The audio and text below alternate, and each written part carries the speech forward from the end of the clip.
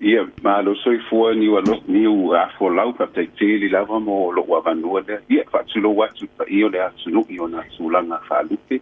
Pa pe fo ile pa io au whenga ruenga o le atua. Ia, ai mai se tatou a inga o ta mamati nā tupu mai mō me masan. Ma lo lava soifua. Ma lo lava tautu atunu o maile nei tae au I lau sunga.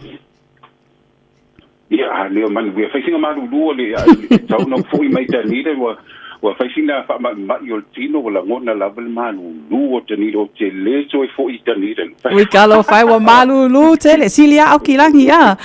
E sili lava e sili atu Samoa. Ui silia, sao le leia, silia tu Samoa ma fanfana. Ai wo le lei. O leo te loa o oes, you were running for mayor tausanga le te nei nei alu ese mai tūlanga leo politics. So you came away from politics. You sort of said there was a mention that enough was enough. However, leo e toi ulu fale I the politics arena. Why is it that you've entered politics again? Yeah, thanks. I think one of the things that people didn't understand was when I was unsuccessful for the mayoralty, and I just want to thank our people. I want to thank all our Samoan families, our churches, and everyone who was supportive of our campaign. And disappointing that we didn't get there, but that's good. At least one of us did our best, and I felt the support and the warmth from all of our families. But at the end of that, I didn't get re-elected, so I only stood for the mayor. So people said, oh, so that's it? And I said, yeah, because I got nothing to go to. I only went for the mayoralty. I gave up the councillor.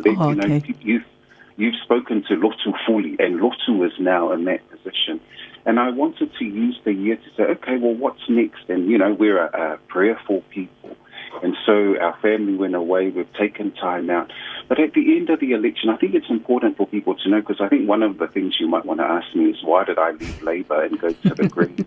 And at the end of all of that process, I was, still in the Labour Party, and I was talking with different people, and one of the ministers who was assigned to looking after me was Willie Jackson. And he said, look, I'm not sure if people are going to talk to you about going for MP. So if an opportunity comes up, good. And if one doesn't come up, well, that's just the way politics is. And I said, yeah, that's fine.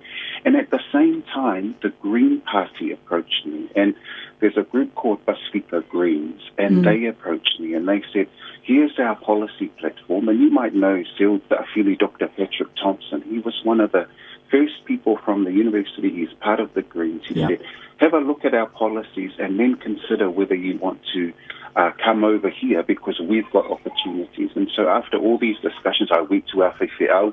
Me and my wife, we went to the Whewhiau, and he said, oh, what should we do? Because our Whewhiau knows we've been in Labour for so long. And then to my mum, because Dad passed away a long time ago, we asked Mum, can you give us your blessing? And, Mum was struggling because, Mum's a strong Labour supporter. and so she said, yeah, and I remember all the time, our parents always said, yeah, always go and do whatever. That's why we were all at university. I didn't realize we were at university together. And so that's why I made the transition. And I'm back in politics because I feel like this is a call of God on our lives to stand up for our people. I don't think there's a perfect party. No? I don't think there's a party that matches everything we want to achieve. But for me, going with the Greens, it gives me the opportunity to speak up, to say the things that I believe represent our people and really push the Parliament to support Pasifika people. So, Green Party, what is it that attracted you? You've said that it's some of their values that aligns with the mindset that you have, that you joined them. What was one particular value that you think the Green Party stands out for you? I think it's their desire to be a party that includes every voice, and we want it to be a party that that is collaborative, that will listen, that will be robust, and that's why I wanted to be in that party. But one of the policies of the Greens that I think really attracted me is the wealth tax, because the wealth tax will pay for what we call an income guarantee. So I know it's a little bit hard to explain, but what the wealth tax is we will tax the highest earning or the wealthiest people. That's less than 1% of people in New Zealand. We will tax their wealth, which bring about $12 billion a year to the government. And that means we can pay for everybody to get $385 a week. That's what we call our income guarantee. And when you think about it, if you're on the benefit, and you're not working, I'm not sure I think you get about maybe $185 or $200 a week. We're saying no more of that. We want everyone to have enough money so that they can feed the families, they can afford their rent or live in a house, pay the mortgage. And so that's what I think is needed. And I was disappointed because, straight away when the Greens said we want to do a wealth tax, which doesn't affect us, it doesn't affect you or me, because unless you've got $85 million sitting in your bank, then it's not really going to affect you. And this is of the wealthiest 300 families in New Zealand. They own about $85 billion of resource. And so that's why I was drawn to the Green Party, because I want more for our families. You can see all of our families here in South Auckland in particular, they're all struggling. You can see our families when it comes to the day you get your benefit. We're all waiting at the money machine. 6 o'clock, everyone's standing at the money machine because we know the money they're getting is never enough. And we can afford this policy. And I want our people to flourish. And came to New Zealand. Hey, Mum was a cleaner, Dad was a taxi driver. Yep. But I remember we never had enough. It was always, how much is going to Samoa? How much is going to the church? And often that's where the arguments began. But I want our people to have enough. And so I think that's the kind of thing that drew me to the Green Party. Excellent. Good to hear. You can relate easily to our Pacific people. And obviously with most of the listeners that are online now, we can really relate of what you're talking about. However, I do want to ask, what's your stance of being with the Green Party? What's your stance on the marijuana and the drugs legislation? So that's a good question, because it's one that I get all the time, especially when I'm at the churches. Our position on all drugs is that we accept that there are drugs in the community, and so we need a regulatory structure, or we need a framework so that things can be safely dealt with. So I know a lot of people will know that there's a lot of marijuana use in the country, but it's all kind of in the black market. And what we're saying is we should regulate the marijuana so that if people are going to access it, it's done legally.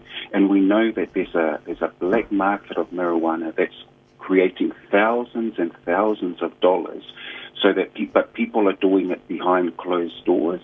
And we believe, there's medicinal marijuana. So medicinal marijuana is where they take out, the kind of a drug component that makes you high, but you can actually use it as a medicine, and it's legal. It's accepted right throughout the world, and that we definitely support, because you're taking out the bit of the drug that makes you high, so that it becomes a natural drug. But we need a framework that's going to support all drugs, because we know that if we keep creating these black markets, then it's going to happen behind our backs. And what we're trying to do is bring everything into the open. And so that's the framework of the Greens.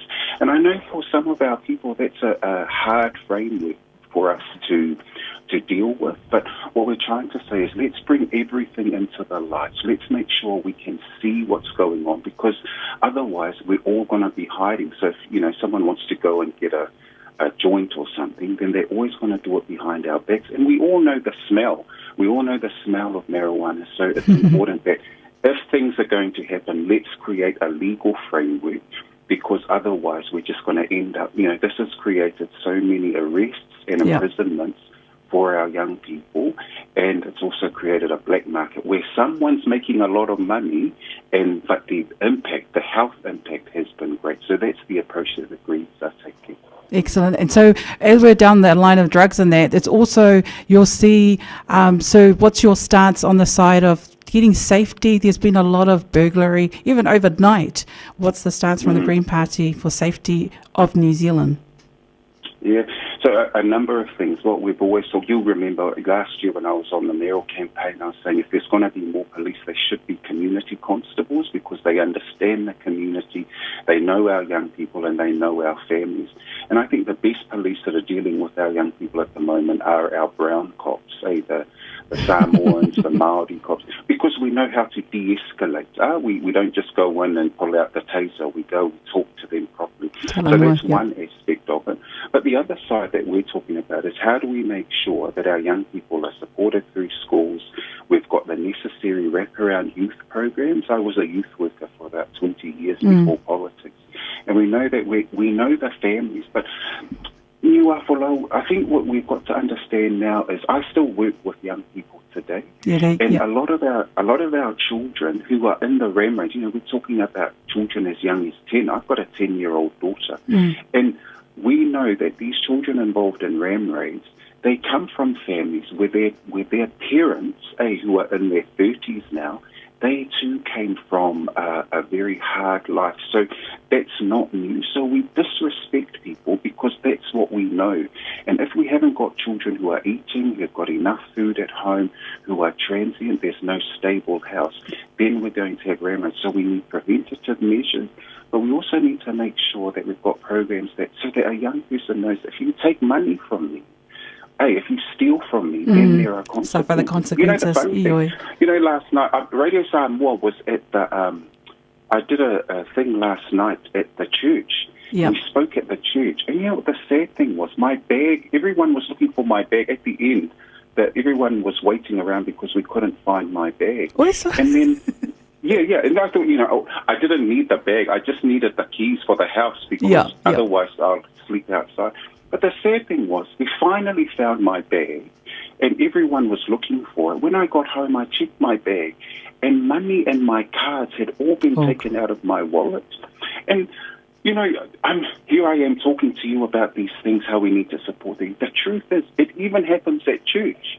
Last night, as an example, someone took $300 out of my wallet, and that's all donations for the campaign, plus my credit card. I had to cancel my credit. I was really sad when I got home. But I think that's the point, is we've got to keep trying. Our young people, we've got to show them a better way. So that's the approach we're taking. We need youth workers. We need community constables. Malo, whaftai tele Faanana Efeso Collins this morning. Beolo Fesili Mulmuli Alena. You've just said about the youths, and it's important from an earlier age that they are educated of what the correct processes and guidelines. I guess it starts in any Pacific household. So se falea o tato matua o whaia onga mō mōle nā to tonu o whale. Ia me se foi e ka le sia au whaingalunga pa ia le atua. But what I'm saying is there are people, with looking at the stats for the election polls, there are people sitting on the fence. And the stats of the number of those people, we're looking at the youths. What is the Green Party, or what is Faanana Efeso Collins doing with those? Because most of the stats is representing youths and Pacific Islanders. What is Faanana Efeso Collins doing for those people that are sitting on the fence that are undecisive at the moment? Yeah, we're doing everything we can to reach the community, and the truth is they are hard to reach. Last year when I ran the mayoral campaign, we did everything we could to reach young people, and what the data came out, the young people didn't vote. And so we want the young people, things like climate change, they're passionate about that and reaching their aspirations. Our young people are passionate about that. They march on the streets for those things, but they don't vote. And so our message is, if you want your voice to count, if you're serious about this world, part of playing your part is voting. And so I want to encourage, that's why I come on your show. I'm half embarrassed that my Samoan is real all over the place. But what I'm trying to encourage people is, I'm an old man now, and I want my kids to see, Dad stood for the election. Maybe that means we should vote, and I want them to go talk to their friends at school. So that's what we're doing. Otherwise, our young people, we have to set an example for them. I want our young people, even though I didn't make the mayor last year, I want our kids to look at me and say, well, if Efeso missed out, maybe that's me. In a few years' time, that will be me, and I'll finish off the work that Efeso started, because I'm not going to go for the mayor again. But I want our kids to think, I've got to participate. we don't just want sports. We've got great sports players and singers. That's wonderful. But we want a politician. When's the first Samoan Prime Minister of New Zealand? When's the first Samoan Mayor of Auckland? And that's what I want our young people. But they've got to get involved first. We've got to make sure that they're participating in the electoral cycle now and not just wait till they're 30 years old. Whaftaitele lawa fionga Faanana Efeso Collins, whaftai molo teimi whaavanoa mai. Thank you so much for joining us on the breakfast show this morning. It has been great to have you on board. Lewa whaafonga le malo le atunu unisi o whaasoa le neitai au ese le mātango fie. Manuia tele lava singa o totoi o le nei aso. Ia me se fwoi le alo atu tapo inga tātou mo le All Blacks. Male manu Samoa. Manuia lava la weekend. Manuia le atua whaftai tele lava Efeso Collins. Soifua. Soifua.